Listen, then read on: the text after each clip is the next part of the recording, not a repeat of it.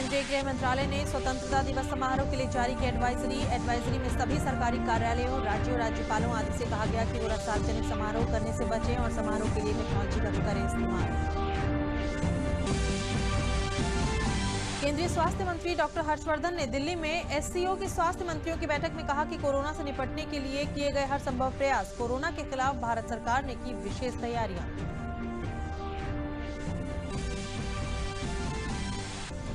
मुख्यमंत्री योगी आदित्यनाथ ने आज प्रवासी मजदूरों के खाते में ट्रांसफर किए 1,000 रुपए। इसके अलावा आपदा पूर्व चेतावनी और राहत प्रबंधन के लिए प्रहरी ऐप भी किया लॉन्च।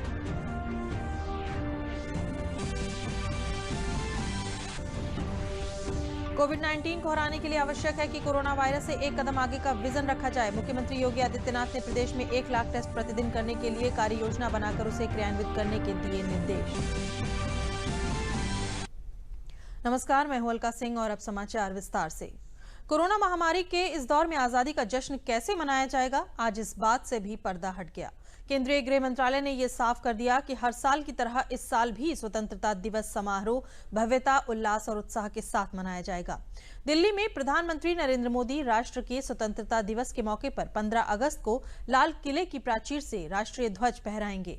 ध्वजारोहण और राष्ट्रगान के बाद प्रधानमंत्री राष्ट्र को संबोधित भी करेंगे। दरअसल केंद्रीय गृह मंत्रालय ने स्वतंत्रता दिवस समारोह के लिए एडवाइजरी जारी की है। एडवाइजरी में सभी सरकारी कार्यालयों, राज्यों, राज्यपालों आदि से ये कहा गया है कि वो सार्वजनिक समारोह करने से बचें और समारोह के लिए टेक्नोलॉजी का इस्तेमाल करें। इसके अलावा स्वतंत्रता दिवस से जुड़े कार्यक्रमों में निवारक उपायों का मानना और लागू करना जरूरी होगा, जिसमें मास्क पहनना, 2 गज की दूरी बनाए रखना, ज्यादा संख्या में लोगों को इकट्ठा करने से परहेज करना और कमजोर वर्ग यानी ज्यादा बुजुर्गों को ऐसे आयोजन में शरीक न होने की हिदायत देने जैसे निर्देशों का पालन करना जरूरी होगा।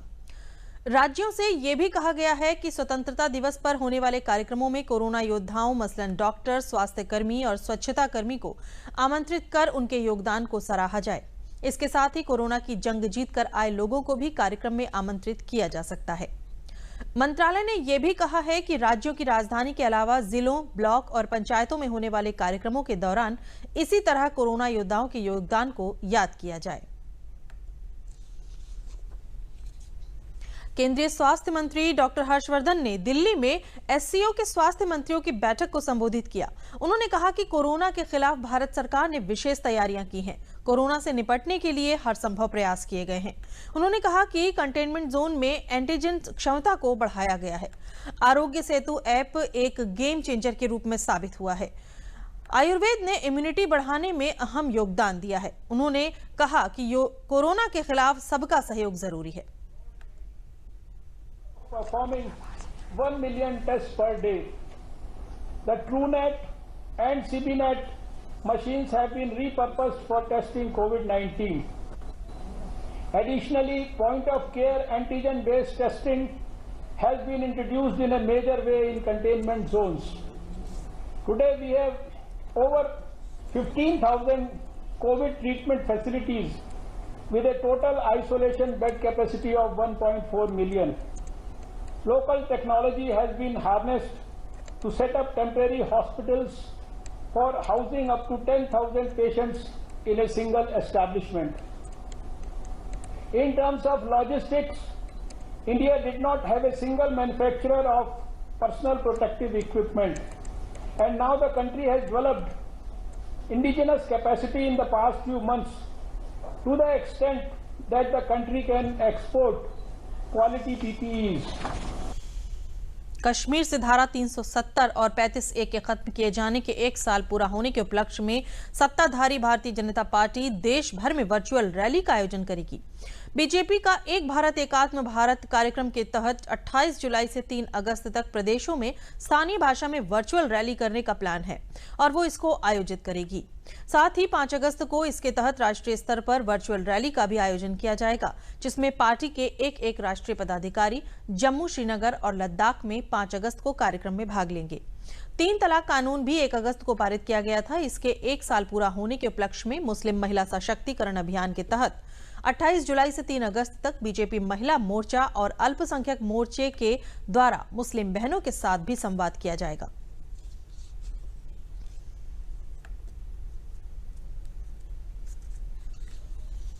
राष्ट्रपति रामनाथ कोविंद ने उत्तर प्रदेश, बिहार और असम में आई बाढ़ की वजह से प्रभावित हुए लोगों को राहत सामग्री उपलब्ध कराने के लिए 9 ट्रकों को राष्ट्रपति भवन से रवाना किया। राष्ट्रपति रामनाथ कोविंद के साथ केंद्रीय स्वास्थ्य मंत्री डॉक्टर हर्षवर्धन भी मौजूद थे। इस राहत सामग्री में खाने का सामान, टेंट, चादर जैसी जरूरी चीजें भेजी गईं। साथ ही बाढ़ प्रभावित इलाकों में काम करने वाले रेड क्रॉस के वर्कर्स के लिए कोरोना से बचाव के सामान भी भेजे गए, जिसमें पीपीई किट, ग्लव्स इत्यादि शामिल हैं। ये राहत सामग्री red cross society of India के माध्यम से भेजी गई। भारतीय रेलवे ने आरक्षित टिकटों के लिए संपर्क रहित टिकट जांच के लिए क्यूआर आधारित प्रणाली लाने की सुविधा दी है। ये आरक्षित टिकट के विवरण को यूनिक क्यूआर कोड के रूप में दिखाएगा। आरक्षित, अनारक्षित और प्लेटफॉर्म टिकट क्यूआर कोड वाले जारी किए जाएंगे ताकि स्पर्श रहित यानी कि कॉन्टैक्टलेस टिकट चेकिंग सिस्टम की शुरुआत की जा सके। इसमें टीटीई यात्रियों के टिकट को हाथ में लेकर चेक करने के बजाय अपने मोबाइल फोन या हैंडहेल्ड मशीन से स्कैन कर क्यूआर कोड के जरिए यात्रा का पूरा ब्यौरा चेक कर पाएगा। ऑनलाइन टिकटों में क्यूआर कोड स्वतः सृजित होंगे और आरक्षण केंद्रों से टिकट बनवाने पर यात्रियों के मोबाइल पर एक लिंक आएगा, जिसे खोलने पर क्यूआर कोड नजर आएगा। प्रदेश के मुख्यमंत्री योगी आदित्यनाथ ने आज प्रवासी मजदूरों के खाते में 1,000 रुपए ट्रांसफर किए। यूपी सरकार कोरोना संक्रमण के दौरान लागू लॉकडाउन में दूसरे राज्यों से अपने गृह जिला लौटे यूपी के मजदूरों के लिए रोजगार सहित आर्थिक सहायता के लिए भी कदम उठाती रही है। इसी क्रम में सरकार के द्वारा ये राशि मदद के रूप में दी गई है। दूसरे चरण में आज 9,08,855 श्रमिकों और कामगारों को 90 करोड़ 88 लाख रुपए की राशि ऑनलाइन ट्रांसफर की गई है। सीएम योगी ने इसके अलावा आपदा पूर्व चेतावनी और राहत प्रबंधन के लिए प्रहरी ऐप लॉन्च किया। ये आपदा राहत योजनाओं से जुड़ी कार्रवाई को जनभागीदारी से जोड़ने की अनूठी पहल है। किसी तरह की आपदा घटित होने पर आम नागरिक इस ऐप पर सूचना दर्ज कर सकता है। प्रत्येक सूचना की तहसील द्वारा जांच कराई जाएगी। आपदा की पुष्टि के बाद प्रभावित लोगों को मानक के अनुसार सहायता उपलब्ध कराई जाएगी।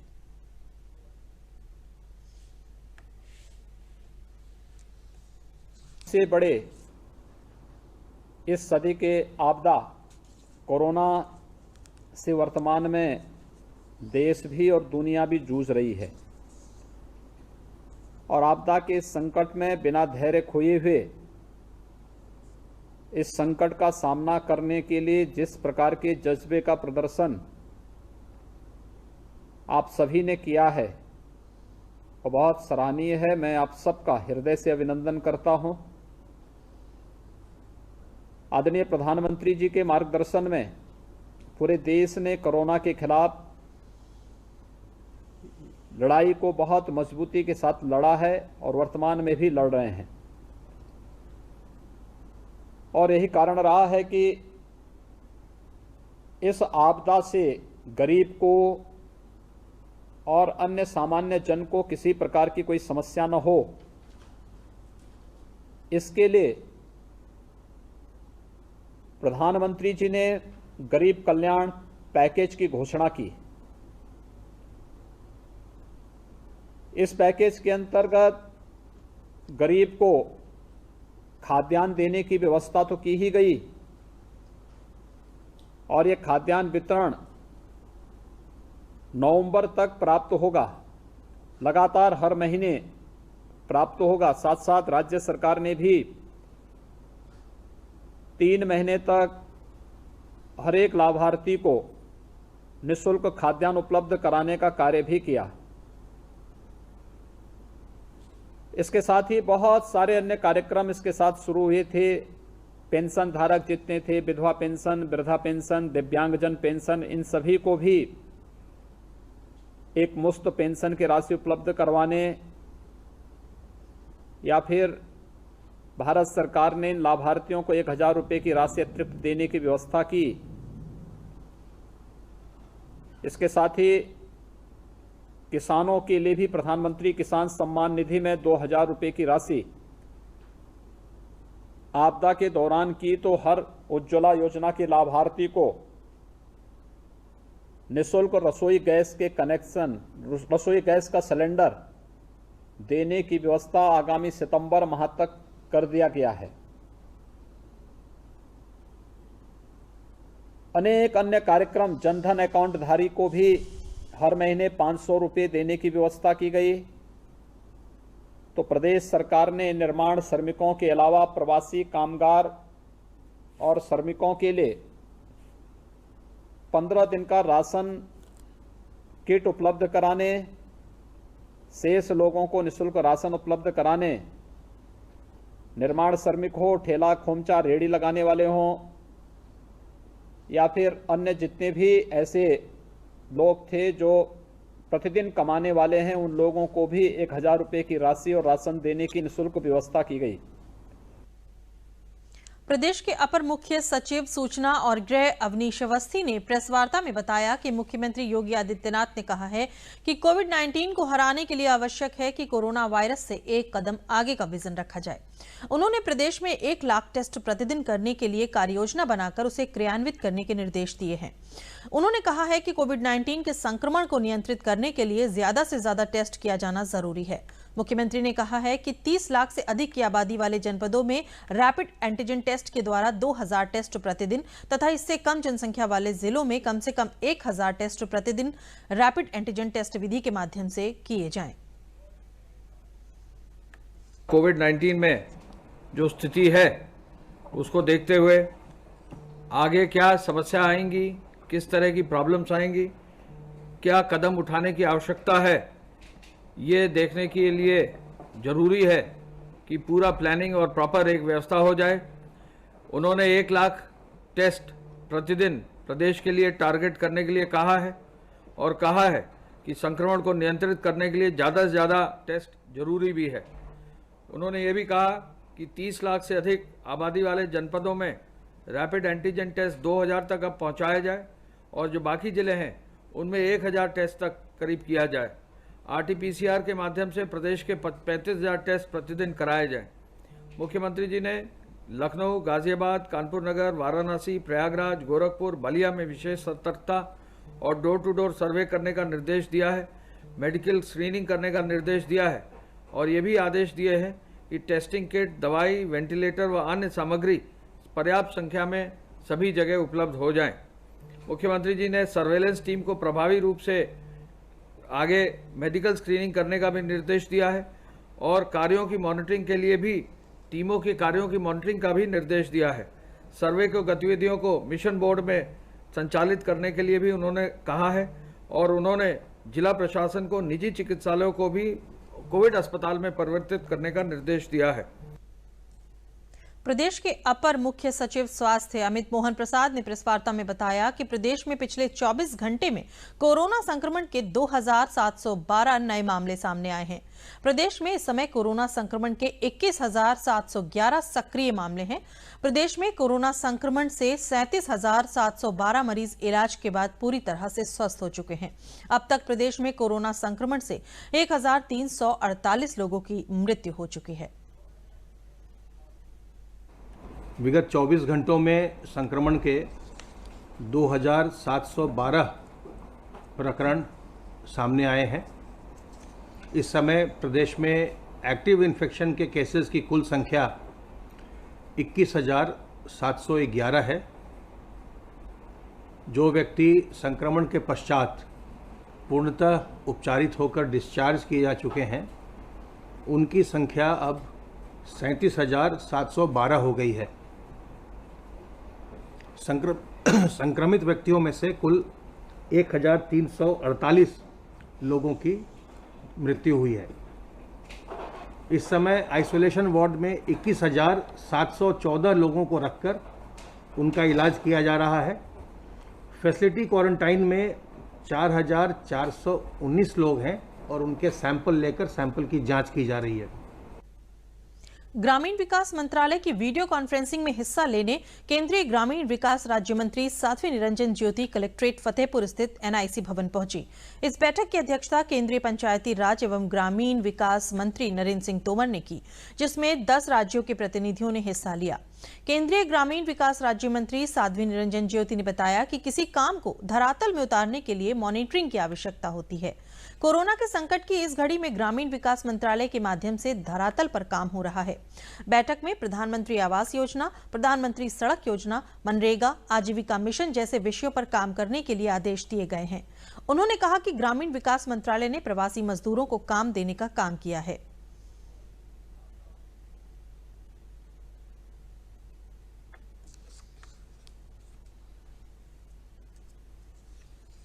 राज्यों ने अपना जो प्रस्तुतिकरण किया और कोरोना के संकट की घड़ी में भी ग्रामीण विकास मंत्रालय के माध्यम से जो राज्यों को पैसा गया उसको धरातल पर लागू हुआ, काम हो रहा है।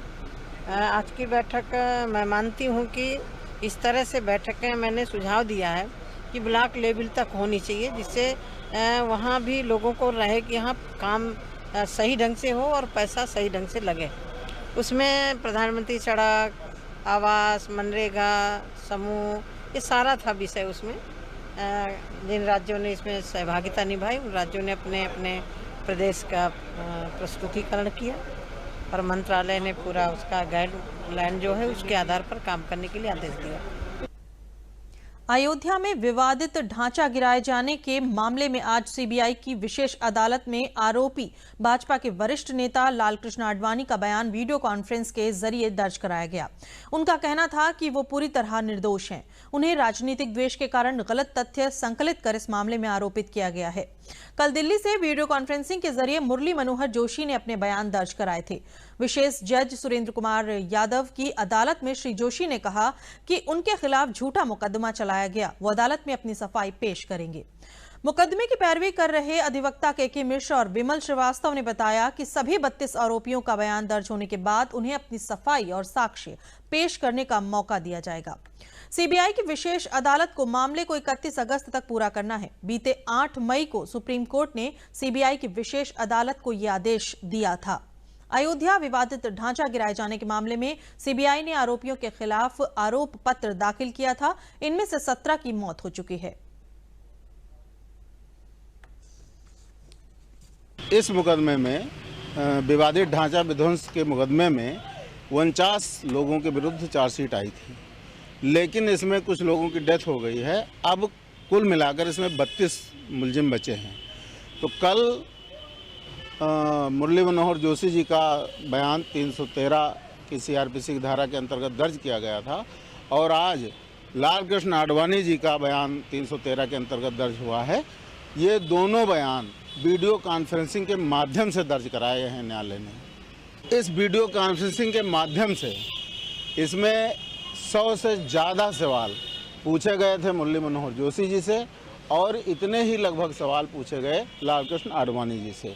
इसके पहले एक व्यक्ति इसमें एब्सकॉन्डर कर रहा है जिसका नाम ओम प्रकाश पांडे है। उसके विरुद्ध न्यायालय ने कुर्की करने के आदेश जारी कर दिए हैं। उसका एनबीडब्ल्यू चल रहा है। आज कुर्की किए जाने के आदेश पारित किए गए हैं। अब उसको इस कार्रवाई से अभी तक बाहर रखा गया है। आज आडवाणी जी को मिलाकर कुल 31 लोगों के बयान दर्ज किए गए हैं, ओम प्रकाश को छोड़कर। अभी 32वें के रूप में दर्ज किए जाएंगे सतीश प्रधान जी जो पुणे में हैं और कोरोना पॉजिटिव हो गए हैं, आइसोलेशन में हैं, इसलिए उनका बयान अभी तक नहीं दर्ज हुआ है। मध्य प्रदेश के राज्यपाल लालजी टंडन का अस्थि कलश विसर्जन के लिए आज तीर्थराज प्रयाग में लाया गया। इस मौके पर उनके बेटे सुबोध टंडन ने संगम घाट पर अस्थि पूजन किया और पिंडदान किया। तीर्थराज प्रयाग के ब्राह्मणों ने पूरी विधि विधान से अस्थि पूजन कराकर उसका विसर्जन बीच संगम में कराया। इस मौके पर भाजपा विधायक हर्षवर्धन वाजपेयी ने कहा कि लालजी टंडन एक स्तंभ थे और भाजपा के भी एक स्तंभ जैसे थे, उनकी कमी पूरी नहीं हो सकती है। इस मौके पर अस्थि पूजन और विसर्जन करवाने वाले ब्राह्मण दीपू मिश्रा ने बताया कि लालजी टंडन के अस्थि का पूरे विधि विधान के साथ पूजन कराया गया और उसको पूरे विधिवत बीच संगम में विसर्जन कराया गया।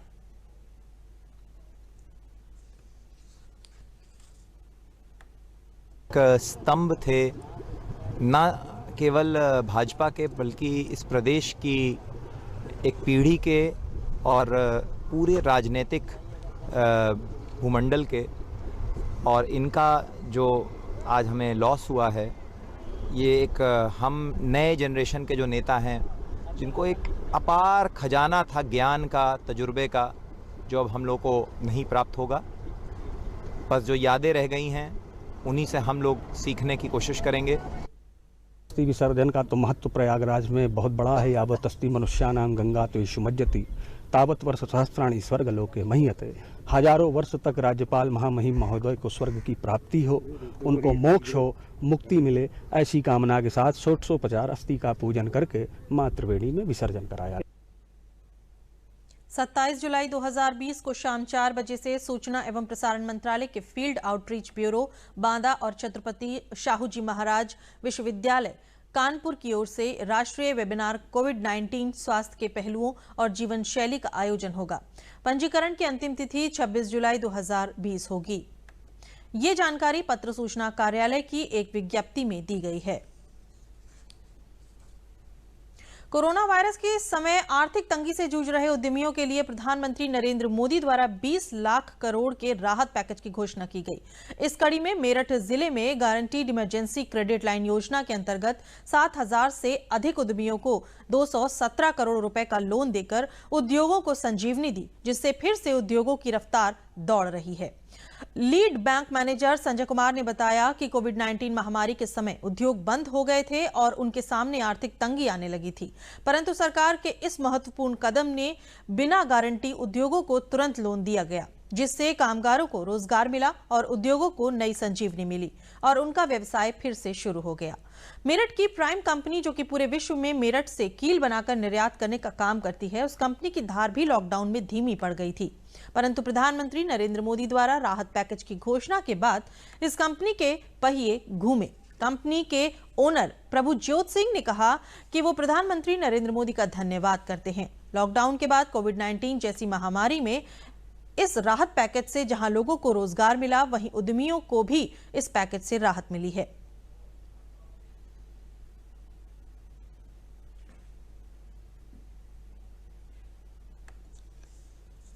मैं बहुत आभारी हूँ प्रधानमंत्री मोदी जी का कि उन्होंने ऐसे राहत पैकेज हम उद्यमियों के लिए निकाला है। और जैसे कि हम नेल्स बनाते हैं और हमारा जो है एक्सपोर्ट का काम है और हमारे काम के लिए बहुत बेनिफिशियल रहा हमें पैकेज ये। हमें दोबारा अपना काम स्टार्ट करने के लिए और एक्सपोर्ट करने के लिए माल हमें बहुत हेल्प मिली इसमें। हमारा माल अफ्रीकन कंट्रीज़ में जाता है, यूएसए में जाता है, यूनाइटेड किंगडम में जाता है और एशिया की कुछ कंट्रीज़ हांगकांग और इंडोनेशिया में भी जाता है। और हमें जो है बहुत सहायता मिली अपना माल बनाने में इस पैकेज से और एक्सपोर्ट करने में हमें काफ़ी सहायता मिली। 4 कलर प्रिंटिंग करते हैं हम लोग और पब्लिकेशन का मेजर इशू है, जॉब वर्क भी करते हैं, तो उसके चलते काम का बहुत डिस्टरबेंस आया। सब कुछ लॉकडाउन में डिस्टर्ब हुआ और डिस्टरबेंस के बाद बैंकों की तरफ से जो प्रधानमंत्री जी ने एक योजना निकाली थी GCL, जिसमें 20 लाख करोड़ की स्कीम निकाली, उसके अंदर बैंक द्वारा हमें भी अपने कार्य को सुचारू रूप से चलाने के लिए प्लस जो आगे के कुछ और स्कीम्स हैं भाई काम को अपलिफ्ट करें, जैसे भी इस परेशानी से निकलने के लिए 14 लाख रुपए देकर लाभान्वित किया गया। बैंक का अपने आप में बहुत बड़ा सपोर्ट है और सबसे बड़ा धन्यवाद देश के प्रधानमंत्री मोदी जी का, जिनको कि बार बार नमन करते हैं। एक ऐसा व्यक्ति जिसने हमारे देश के लिए इतना कुछ किया है, आज की तारीख में जो भी उस चीज़ों से होकर गुजरेगा, जो उनको महसूस करेगा, वो पूरी जिंदगी याद रखेगा। चित्रकूट जिले में कोरोना पॉजिटिव मरीजों की संख्या 116 है, जिसमें 101 लोग ठीक होकर घर आ चुके हैं। जिले में स्वस्थ होकर लौटे जय कुमार सोनी और सिद्धार्थ गुप्ता ने बताया कि कोरोना से डरने की जरूरत नहीं है, धैर्य रखें और शासन के निर्देशों का पालन करें। अगर सर्दी, जुकाम और बुखार के लक्षण हो तो जांच कराकर इलाज कराएं। प्रदेश सरकार ने इलाज की पूरी व्यवस्था की है। ठीक होने वालों की संख्या में तेजी से इजाफा हो रहा है। जिला विकास अधिकारी कार्यालय के वरिष्ठ लिपिक जय कुमार सोनी ने बताया कि उन्हें हल्का बुखार हुआ तो वो जिला अस्पताल दिखाने पहुंचे, जहां डॉक्टरों की सलाह पर ट्रूनेट मशीन से कोरोना की जांच कराई, जिसकी रिपोर्ट में लक्षण पाए गए तो मैं डर गया, लेकिन डॉक्टरों ने मेरा हौसला बढ़ाते हुए मुझे बांदा मेडिकल कॉलेज इलाज के लिए भेजा, जहां डॉक्टरों की निगरानी में खुद को नियंत्रित करते हुए योग क्रियाओं एवं दवाओं के सेवन से 7 दिन बाद मेरी रिपोर्ट नेगेटिव आई और मैं डिस्चार्ज होकर घर आ गया, जहां 7 दिनों तक होम क्वारंटीन रहने के बाद पुनः अपने काम पर लौट आया और अब नॉर्मल जिंदगी जी रहा हूं।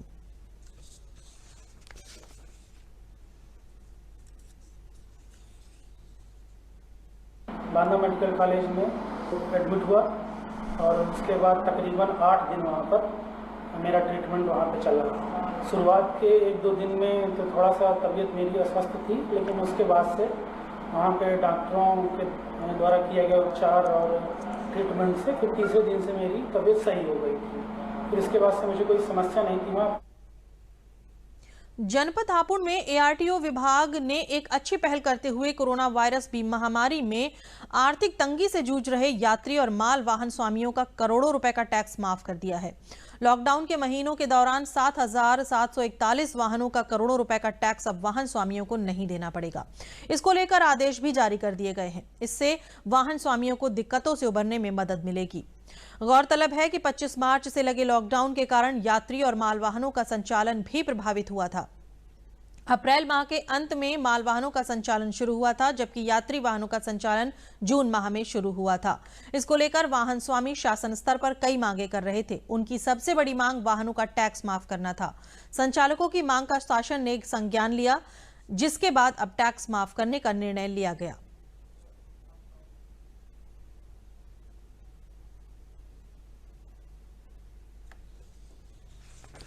वैश्विक महामारी कोरोना के कार्यकाल में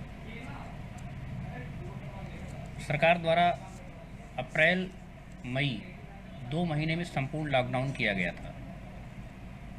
उसी क्रम में बस मालिकों तथा ट्रक मालिकों को आर्थिक रूप से राहत पहुंचाने के उद्देश्य से सरकार के द्वारा उन्हें कर में छूट प्रदान की गई है। बस मालिकों को अप्रैल और मई 2 माह का टैक्स देने से छूट प्रदान की गई है। ट्रक वालों को केवल अप्रैल माह का टैक्स देने की छूट प्रदान की गई है। क्योंकि ट्रक 1 माह के पश्चात चलाने के लिए अनुमति प्रदान कर दी गए थे, इसलिए उनको मात्र 1 माह का टैक्स देने से छूट प्रदान किया गया है। और बस क्योंकि 2 माह बंद रहा, इसलिए उनको 2 माह की छूट प्रदान की गई है। जिस बस मालिकों ने तथा ट्रक मालिकों ने अप्रैल तथा मई माह का टैक्स पहले से ही जमा कर दिया है, उनके टैक्स का भविष्य के लिए समायोजन किया जाएगा। देश की आजादी में इलाहाबाद जिले की भी महत्वपूर्ण भूमिका रही है। जब देश गुलामी की जंजीरों में जकड़ा था, अंग्रेजी हुकूमत की दमनकारी नीतियों का विरोध करते हुए क्रांतिकारियों ने अंग्रेजों के कोड़े खाने के साथ ही सेंट्रल जेल की सजा भी काटी थी।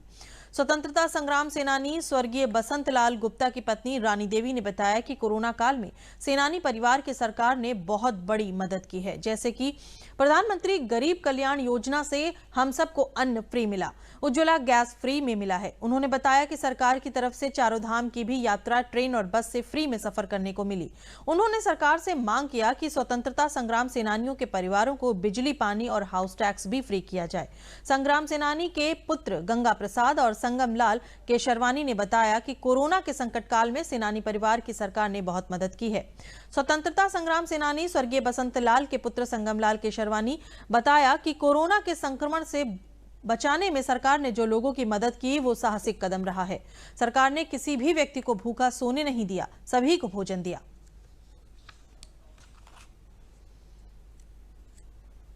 पता नहीं लगा, कवनों को पता नहीं लगा तो जरूरत है जरूरत जाके नगनी से पकड़ पाएंगे वैसे जेल चले गए। जेल चले गए तो 6 महीना के सजा हुई रहा। 6 महीना जेल काटे। हम सेनानी के नाते भैया चारों धाम घूम आए हैं। जहाँ केदारनाथ, ओंकारनाथ, केदारनाथ, बद्रीनाथ, गंगोत्री, जमुनोत्री सगल हो आए हैं। घूम द्वारकाधीश सगल घूम आए हैं। हमारे चारों धाम सब कोई लगे एक जनी हमारे साथ रहा।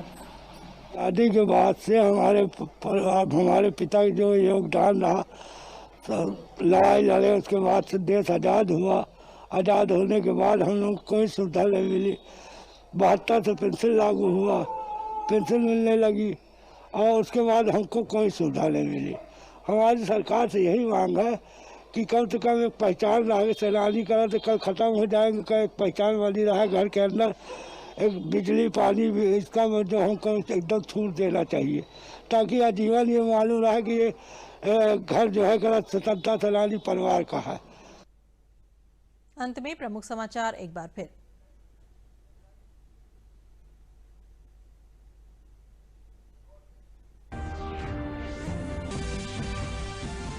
केंद्रीय गृह मंत्रालय ने स्वतंत्रता दिवस समारोह के लिए जारी की एडवाइजरी में सभी सरकारी कार्यालयों, राज्यों, राज्यपालों आदि से कहा गया कि वो सार्वजनिक समारोह करने से बचें और समारोह के लिए टेक्नोलॉजी का करें इस्तेमाल। केंद्रीय स्वास्थ्य मंत्री डॉक्टर हर्षवर्धन ने दिल्ली में एसीओ के स्वास्थ्य मंत्रियों की बैठक में कहा कि कोरोना से निपटने के लिए किए गए हर संभव प्रयास। कोरोना के खिलाफ भारत सरकार ने की विशेष तैयारियां।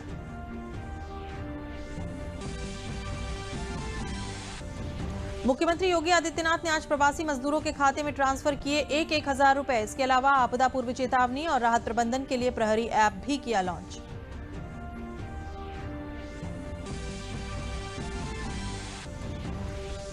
कोविड-19 को हराने के लिए आवश्यक है कि कोरोना वायरस से एक कदम आगे का विजन रखा जाए। मुख्यमंत्री योगी आदित्यनाथ ने प्रदेश में 1 लाख टेस्ट प्रतिदिन करने के लिए कार्य योजना बनाकर उसे क्रियान्वित करने के दिए निर्देश। इसी के साथ समाचार समाप्त हुए। नमस्कार।